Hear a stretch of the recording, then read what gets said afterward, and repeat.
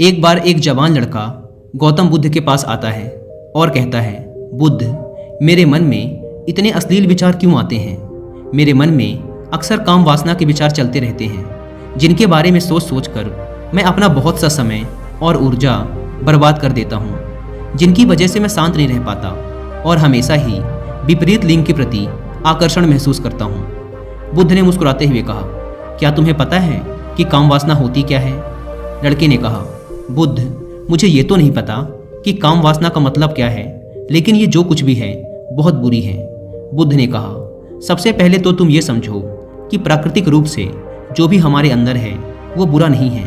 हमारे जीवन में उसकी कुछ न कुछ ज़रूरतें हैं। वासना एक प्रकार की भावना है जो हमें किसी न किसी चीज़ की कमी का एहसास दिलवाती है। फिर हम उस कमी की पूर्ति के लिए उस चीज़ की तरफ आकर्षित होना शुरू कर देते हैं। जैसे अगर किसी के पास धन की कमी है तो उसके अंदर धन के प्रति आकर्षण यानी धन की वासना उत्पन्न हो जाएगी।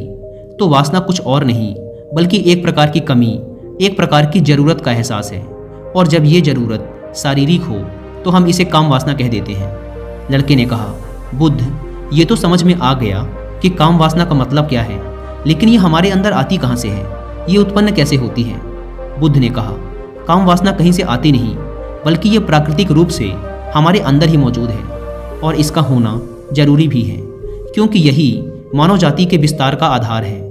लड़के ने कहा, बुद्ध, जब काम वासना प्राकृतिक रूप से हमारे अंदर मौजूद है तब फिर लोग काम वासना को गलत क्यों बोलते हैं? बुद्ध ने कहा, यह एक बहुत बड़ी समस्या है कि लोगों ने काम वासना को गलत नज़रिए से देखना शुरू कर दिया है, इसे दबाने की कोशिश करना शुरू कर दिया है। काम वासना का होना गलत नहीं है बल्कि काम वासना का बेलगाम होना गलत है। केवल उसी के बारे में हमेशा सोचना, केवल उसी के लिए जीना, केवल उसी को अपने जीवन का लक्ष्य बना लेना गलत है। बुद्ध ने उस लड़के से पूछा, तुम्हें क्या लगता है, क्या जानवरों में भी काम वासना होती है? लड़के ने कहा, हाँ बुद्ध, जरूर होती है, क्योंकि आखिर जानवरों को भी तो अपनी पीढ़ी आगे बढ़ानी है। बुद्ध ने कहा, फिर हम जानवरों की काम वासना को गलत क्यों नहीं कहते? लड़के ने कहा, पता नहीं बुद्ध, आप ही बताएं। बुद्ध ने कहा, क्योंकि जानवर अपनी काम वासना का उपयोग सिर्फ संतति उत्पन्न करने के लिए करते हैं, उससे खुशी प्राप्त करने के लिए नहीं और ना ही सुख भोगने के इरादे से।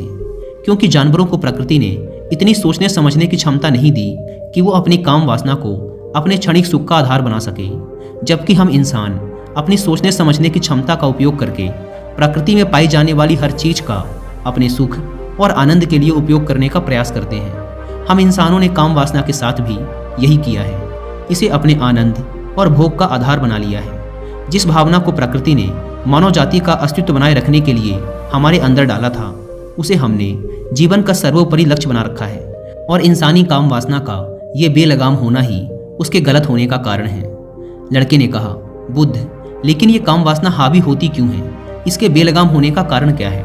बुद्ध ने कहा, काम वासना के बेलगाम होने के 4 बड़े कारण हैं, जिसमें से पहला कारण है जीवन में किसी बड़े उद्देश्य का ना होना।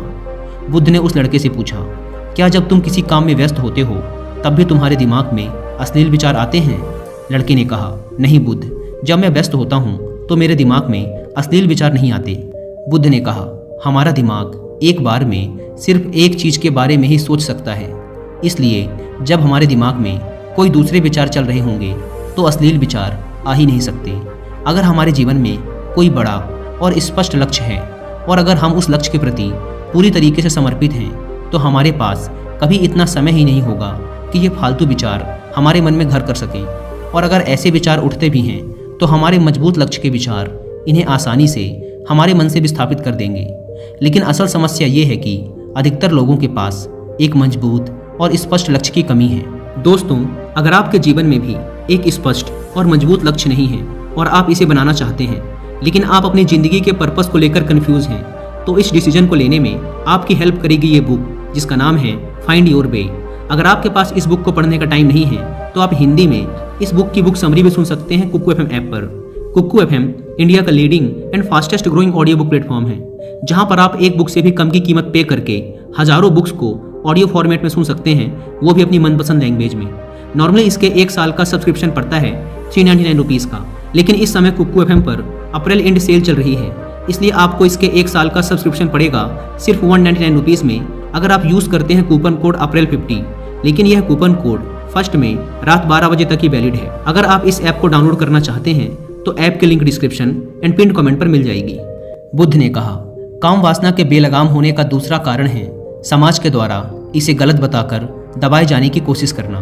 लोगों के एक बड़े तबके ने कामुकता को हमेशा ही शक की नज़र से देखा है और इसका सबसे बड़ा कारण है कि हमने अपने यौन अंगों को शरीर के बाकी अंगों की तरह स्वीकार नहीं किया, जबकि हमारे यौन अंग भी हमारे बाकी अंगों जैसे हाथ, पैर, मुंह आदि के समान ही बस एक अंग हैं जो अपना काम करते हैं, जिसके लिए प्रकृति ने उन्हें बनाया है। लेकिन हमने इन प्रजनन अंगों को कुछ ज़्यादा ही रहस्यमय बना दिया है और जब कोई चीज़ रहस्यमय बन जाती है तो उसके प्रति लोगों की एक अलग ही रुचि जागृत हो जाती है, जिसकी वजह से लोग जाने अनजाने में काम वासना के प्रति आकर्षण महसूस करते हैं। बुद्ध ने आगे कहा, जब किसी विचार को दबाने का, उसका दमन करने का प्रयास किया जाता है तब वह विचार और मजबूती के साथ उभर कर आता है और यही काम वासना के विचारों के साथ भी किया जा रहा है। बुद्ध ने कहा, अगर मैं तुमसे कहूँ कि आम के बारे में मत सोचना तो तुम्हारे मन में पहला चित्र किस चीज़ का आया?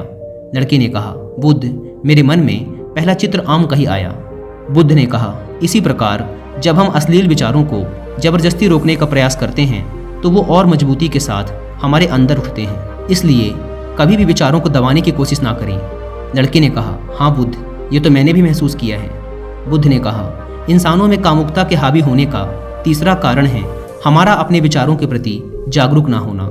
हमारे मन में कैसे विचार चल रहे हैं हम इस पर कभी ध्यान ही नहीं देते। हमारे मन में उठने वाले विचारों के बारे में एक अनोखी बात यह है कि जब हम किसी एक चीज़ के बारे में विचार करते हैं तो हमारा मन उसी से संबंधित और भी विचार हमारे सामने रखना शुरू कर देता है और फिर ऐसे ही हमारे मन में विचारों की एक श्रृंखला बन जाती है जिस पर हम उलझ कर रह जाते हैं। ठीक ऐसा ही होता है अश्लील विचारों के साथ। हमने एक बार किसी को देखकर अपने मन में एक अश्लील विचार पैदा किया, फिर हमारा मन अपने आप ही इन विचारों की श्रृंखला बना देता है जिनके बारे में सोच सोच कर हम अपनी बहुत सी ऊर्जा और समय बर्बाद कर देते हैं। इसलिए पूरी जागरूकता के साथ अपने अंदर उठने वाले विचारों पर ध्यान देना जरूरी है। बुद्ध ने कहा, अश्लील विचारों के हावी होने का चौथा कारण है बुरी सोच और अश्लील विचारों वाले लोगों की संगति करना। कई बार ऐसा होता है कि कामुकता हमारे अंदर नहीं होती, लेकिन कुछ अश्लील लोगों के साथ रहने की वजह से ये हमारे अंदर हावी हो जाती है। लड़के ने कहा, हाँ बुद्ध, ये बात तो मैंने खुद महसूस की है। बुद्ध ने कहा, इसलिए बुरे विचार वालों और अश्लील लोगों से दूरी बनाकर रखनी चाहिए। लड़के ने कहा, बुद्ध, ये तो समझ में आ गया कि कामुकता हावी कैसे होती है, लेकिन इसे हावी होने से रोका कैसे जा सकता है? बुद्ध ने कहा, सबसे पहले तो तुम ये समझो कि काम वासना की ऊर्जा को रोका नहीं जा सकता, इसे सिर्फ रूपांतरित किया जा सकता है। और इस ऊर्जा को रूपांतरित करने के दो तरीके हैं, पहला है प्रेम और दूसरा है ध्यान। जब हम सच्चे प्रेम में होते हैं तो हमारे अंदर के कामुकता की ऊर्जा हमारी खुशी और हमारे आनंद में परिवर्तित हो जाती है। लेकिन ज़्यादातर लोग शारीरिक आकर्षण को ही प्रेम मानते हैं, जो कि ऊर्जा का व्यय करता है, रूपांतरण नहीं। काम वासना की ऊर्जा को शरीर के अंदर ही रूपांतरित करने का सबसे सफल तरीका है ध्यान। ध्यान के माध्यम से आप अपने अंदर स्थित आनंद के उस केंद्र में स्थापित हो जाते हैं जिसके सामने दुनिया का हर भोग विलास फीका लगने लगता है। ऐसा नहीं है कि आप ध्यान में उतरने के बाद वो सब सोचने और करने में सक्षम नहीं होते, बल्कि आप उससे ऊपर उठ चुके होते हैं और फिर ये सब हरकतें आपको छोटी और बचकानी लगने लगती हैं। लड़के ने कहा, लेकिन बुद्ध, ध्यान की शुरुआत कहाँ से करें? बुद्ध ने कहा, सबसे पहले तुम खुद के साथ अकेले में समय बिताना शुरू कर दो, क्योंकि जो इंसान जिसके साथ सबसे ज़्यादा समय बिताता है वो उसको सबसे ज़्यादा जानने लगता है। और जब तुम खुद को जानना शुरू कर दोगे तो ये सारे भौतिक सुख तुम्हें छोटे लगने लगेंगे। और फिर एक दिन ऐसा भी आएगा जब तुम्हारे चाहे बिना तुम्हारे दिमाग में किसी भी प्रकार के विचार उठने बंद हो जाएंगे।